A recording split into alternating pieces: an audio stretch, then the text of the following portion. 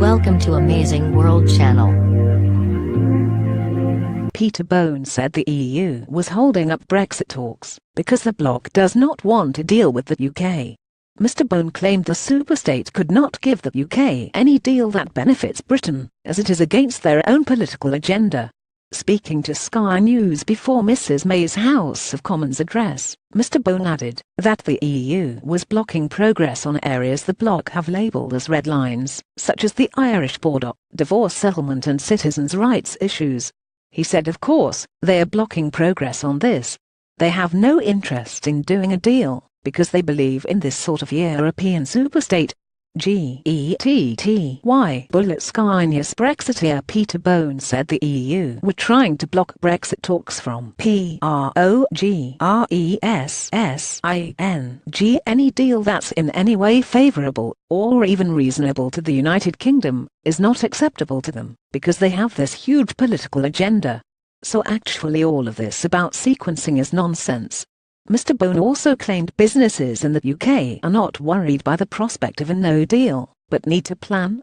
He added a lot of industry is saying it does look like the EU are interested in doing a deal with the government, therefore they are asking for the position of what it would look like if there is no deal. They have no interest in doing a deal, because they believe in this sort of European superstate. Peter Bone: I think what the Prime Minister has got to say is that what we see as the government, that the EU no-deal situation would be so business could plan for it. Business are not worried about not having a deal, but they want to know what it will look like, so they can plan for it. The Prime Minister claimed the ball was in the EU's court in relation to Brexit talks.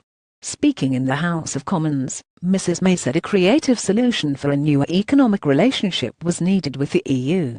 Wed, September 13, 2017. She said, "What we are seeking is not just the best possible deal for us, but also the best possible deal for our European friends too. I believe we can prove the doomsayers wrong. This is vitally important. I am determined to deliver what the British people voted for, and get it right. It is my duty as a Prime Minister, it is our duty as government, and it is what we must do." Close quote. The Prime Minister also insisted the government would fight for what the British public voted for, the ability to regain control of their borders, their laws and their money. Mrs May reiterated plans for a transition period lasting around 2 years, during which time businesses will have time to adjust to time outside the bloc.